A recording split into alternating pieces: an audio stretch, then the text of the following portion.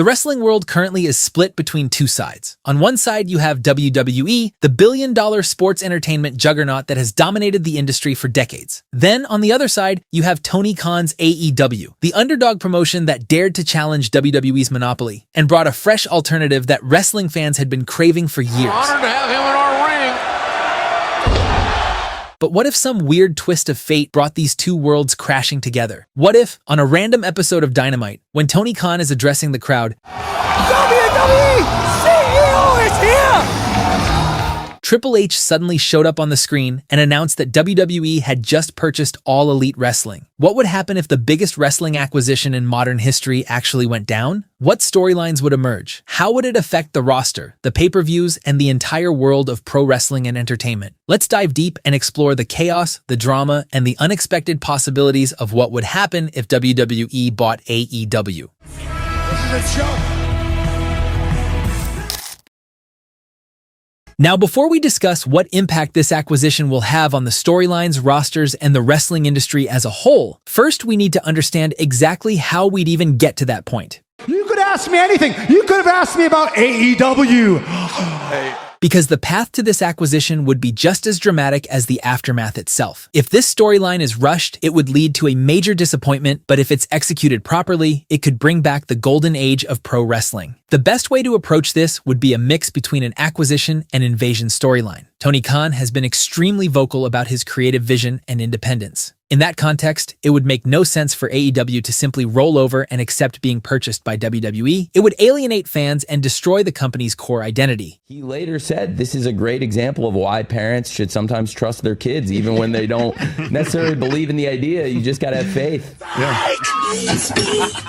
Instead, it would be Tony's father, Shahid Khan, who orchestrates the sale. Tony's father expresses his disappointment in AEW's financial performance and explains that's why he made the decision to sell it to WWE. Triple H appears on an episode of Dynamite via satellite when Tony is addressing the crowd to announce this acquisition. Just imagine the shock and disbelief on Tony's face. Social media would explode and the wrestling world would be turned upside down. Dream matches, future speculations, and hot takes would be trending worldwide. The hype would reach its peak when Triple H announces on Twitter that AEW star Will Ospreay will compete for the first time on Raw the upcoming week when he faces the visionary Seth Rollins in the main event. Welcome! Rollins and Ospreay, who have often expressed their mutual hatred on social media, a Twitter exchange with Will Ospreay that turned people the wrong way, finally get to settle their differences, and the wrestling world is buzzing. Ospreay, who has often voiced his criticism of WWE and Triple H's creative direction, once again takes to social media that he isn't thrilled to be there, but maybe the WWE roster will learn a thing or two by watching him perform. This sets off the WWE loyals and turns the audience against Ospreay. The atmosphere is hostile, and Ospreay gets a reaction similar to the one John Cena received at ECW One Night Stand. Both Rollins and Ospreay put on a classic, but towards the end, when Ospreay is about to hit the hidden blade, Drew McIntyre storms out of nowhere and decapitates Ospreay with a devastating Claymore kick. This isn't just an attack, it's a declaration of war. Drew is followed by other members of the WWE roster, who all storm the ring and beat down Ospreay. But just when all hope seems lost for Ospreay, the arena goes dark. Jon Moxley's music echoes through the arena, and the leader of AEW leads his troops to war as Monday Night Raw goes off air with a massive brawl between both sides, with AEW champion Jon Moxley and WWE champion Cody Rhodes standing face-to-face in the middle of the ring. The tension intensifies over the following weeks as chaotic brawls between WWE and AEW stars break out on Raw, SmackDown, and even NXT. This leads to a historic confrontation between Tony Khan and Triple H in the middle of the ring on Monday Night Raw. Right? Time was right for him. Time was right for us. And there should always be another national wrestling company. Tony makes it clear that he has no intention of surrendering. I love pro wrestling. I love doing this every week. And nobody in AEW will go down without a fight. Triple H responds that at first it was simply business. He was planning to integrate AEW into WWE's programming peacefully, but Tony and his clowns have forced his hand, and now it's personal. Triple H says that he plans to eradicate AEW forever, and the war will be settled at Survivor Series WarGames. The show will feature not 1, not 2, but 11 WWE versus AEW matches, and the side with the most victories will determine the future of professional wrestling. If AEW wins, the acquisition is off. Tony gets to keep his company and creative control, but if WWE wins, Triple H gets full authority over AEW and is free to do whatever he wants with the promotion. It's the biggest match of the decade, and the stakes couldn't be higher. Because this is the biggest Rumble in history.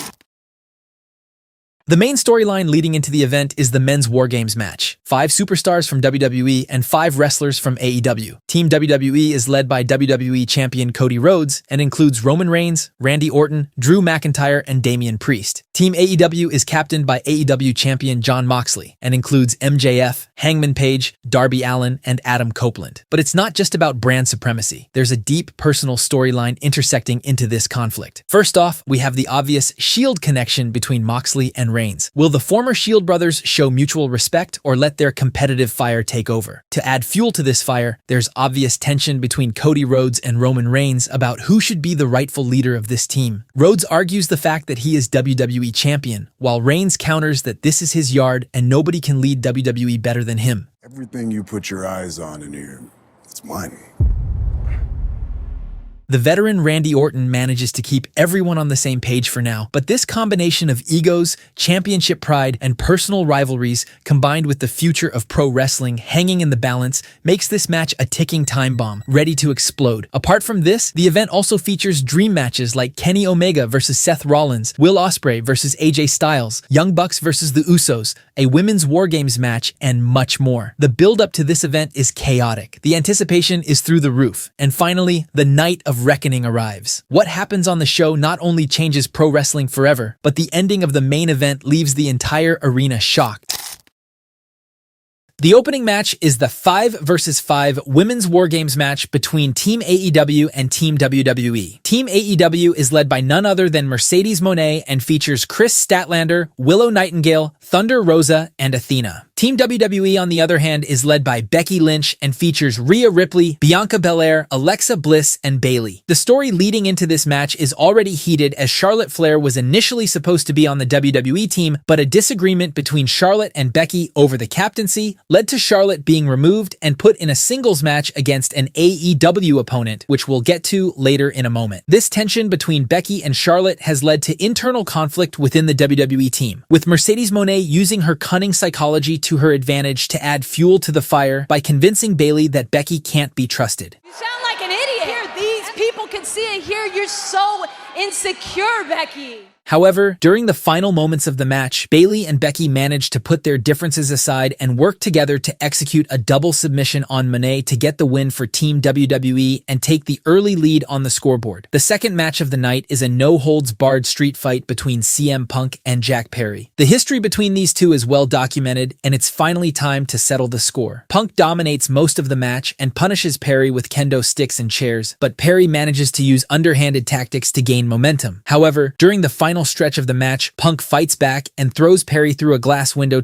Real glass! Crushing the Go abdomen. cry me a river! To score the win, and now WWE is up 2-0. AEW bounces back into the fight with Toni Storm stealing a win over Charlotte Flair and the Young Bucks defeating the Usos. Other results on the card see the Wyatt Six conquering the Dark Order and Swerve Strickland picking up a victory over R-Truth to tie the scoreboard at 3-3. The next match on the card sees AEW Continental Champion Kazuchika Okada take on United States Champion Shinsuke Nakamura in an absolute classic. The shared history between both Japanese legends makes this a masterpiece as Okada nails Nakamura with 2 consecutive Rainmakers to secure the win and put AEW in the lead. The panic in the WWE locker room starts to set in, but the scoreboard is tied once again when Penta and Rey Fenix defeat FTR in the 8th match of the evening. 3 matches remain and the tension is palpable. The next match is a dream encounter with Will Ospreay taking on his idol AJ Styles. The two high-flying superstars put on a spectacle as the fans are on their feet. Towards the final stretch of the match, Ospreay tries to hit AJ with the Styles Clash, but Styles manages to slip out and hit him with a Styles Clash of his own to put Team WWE in the lead once again. But before WWE can celebrate, Kenny Omega's music hits and he comes face to face with AJ Styles on his way down the ramp. Omega enters the ring and gives a look of disappointment to Ospreay as he prepares for his match against none other than the visionary Seth Rollins. Omega and Rollins, who have long claimed to be the best wrestler in the world, go at it for almost an hour as the crowd witnesses V-triggers, curb stomps, near falls, kickouts. Everything is thrown at each other except a pinfall. In the final stretch of the match, as Rollins is setting up for a Phoenix Splash, Omega manages to cut him off and nails him with a one-winged angel to get the win and bring the score to 5-5. The scores are tied, the tension is high, and now it's time for the main event. Team WWE versus Team AEW for control of professional wrestling's future. WWE Champion Cody Rhodes and his former protege MJF start the match as the atmosphere is absolutely electric. Both teams give everything they have. That looks like a barbed wire board. As tables, chairs, trash cans, and weapons fly everywhere. In the final moments of the match, Darby Allin jumps off the top of the WarGames structure to take out Team WWE, but also in the process inadvertently takes out members of his own team. The only three wrestlers left standing in the ring are Roman Reigns, Cody Rhodes, and Jon Moxley. Mox and Cody are face to face as both turn to look at Reigns. Cody tries to reason with Reigns while Mox extends his fist for a Shield reunion. Reigns walks towards Mox as the fans are holding their breath.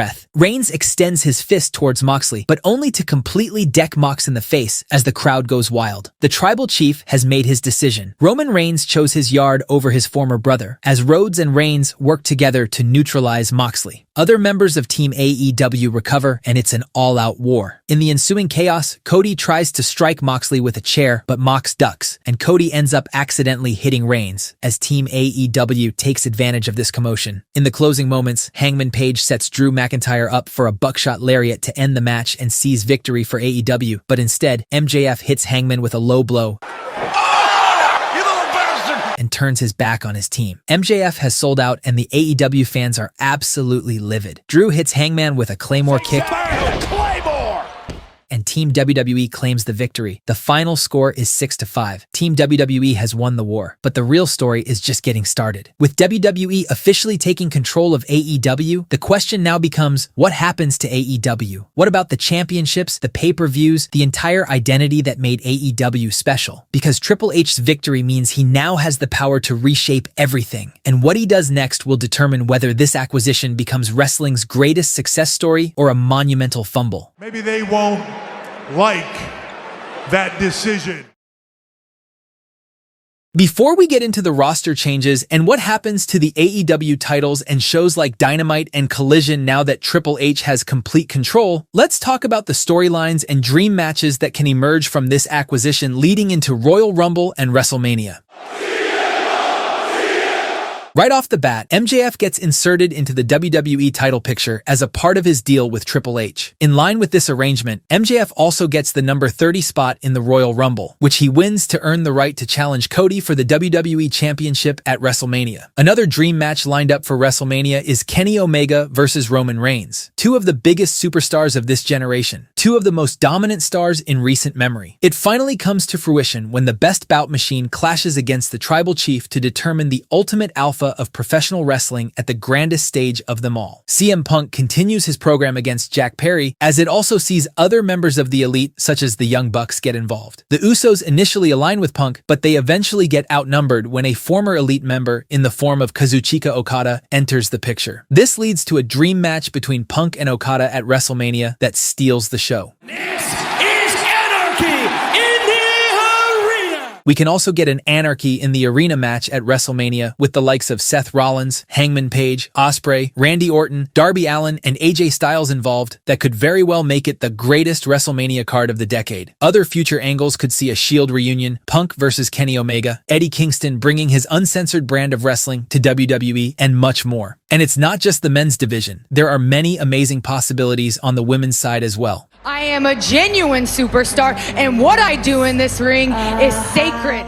Britt Baker versus Charlotte Flair would be well worth the price of admission just for the promo battles. Rhea Ripley versus Chris Statlander would be an absolute war. Toni Storm and Mariah May can recreate the magic of their complex relationship on the biggest stage. The four horsewomen might reunite, and we can also get matches like Athena versus Becky Lynch and Hikaru Shida versus Io Sky. But it's not just the stories. It'll be how WWE integrates the AEW roster and how they handle the AEW titles, the production values, and the distinct identity that will decide whether this becomes a failed experiment or a revolutionary move that changes pro wrestling forever. Because here's the thing, all these dream matches and storylines mean nothing if WWE botches the aftermath. The way they handle the AEW integration will either create the golden age of wrestling we've all been waiting for, or it could destroy everything that made AEW special in the first place and lead to another dull phase for pro wrestling. So let's break down exactly how this integration needs to happen. I think we can all agree that the biggest problem in the wrestling industry currently is not a lack of athletic talent, but a lack of compelling characters that genuinely connect with audiences. Think back to wrestling's hottest period during the Attitude Era, with larger-than-life characters like Stone Cold Steve Austin, The Rock, The Undertaker, Kane, and other legendary personas that genuinely captivated millions worldwide. The first step to fixing the modern pro wrestling scene isn't to create an overbloated roster, but it's to cut back on the excess so the real stars can actually shine and get the spotlight they deserve. This involves getting rid of some of the athletic performers who just don't have the charisma or character work, or demoting them to NXT to develop these key skills. The main roster should only be populated with top-tier talent like Roman Reigns, Kenny Omega, CM Punk, MJF, and others who can not only deliver in the ring, but also display compelling character work that fans care about. Another major problem with current wrestling is too many pay-per-views diluting the importance of big events. Instead, there will be only the big four pay-per-views. That is WrestleMania, Royal Rumble, SummerSlam, and Survivor Series, plus Money in the Bank, All In, Double or Nothing, and Backlash, creating 8 major events per year that actually feel special. WWE can also integrate successful AEW concepts like Anarchy in the Arena, the Owen Hart Cup Tournament, and the Continental Classic. Along with this integration, NXT can also implement a ranking system similar to AEW's to determine title contenders based on win-loss records. As for the weekly shows, SmackDown gets eliminated entirely. Raw becomes the main 3-hour show that primarily features WWE talent, along with key AEW stars like Omega, Okada, and MJF. Dynamite moves to Fridays as the 3-hour AEW heavy show that also features WWE talent. The relationship between these shows is similar to Raw and SmackDown during the Ruthless Aggression era, separate but connected brands that occasionally cross over for major storylines. Triple H takes over as the creative head for Raw, while Tony Khan maintains creative control over Dynamite, creating a competitive environment. The AEW World Championship gets retired. Instead, Raw gets the WWE Championship, and Dynamite gets the World Heavyweight Championship with new designs. NXT also becomes a 3-hour show where developing talent can work on their characters and earn their way up to the main roster. Titles like the International Championship and Trios Championship get moved to NXT. This allows for more focused storytelling and character work while also maintaining the elements that made both promotions special. But here's what I want to know. Do you think this merger would ultimately be good for wrestling? Would combining AEW and WWE create the golden age fans have been waiting for, or would it destroy the competition and creativity that makes the industry exciting? Let me know your thoughts in the comments below, and don't forget to like and subscribe for more dope wrestling content.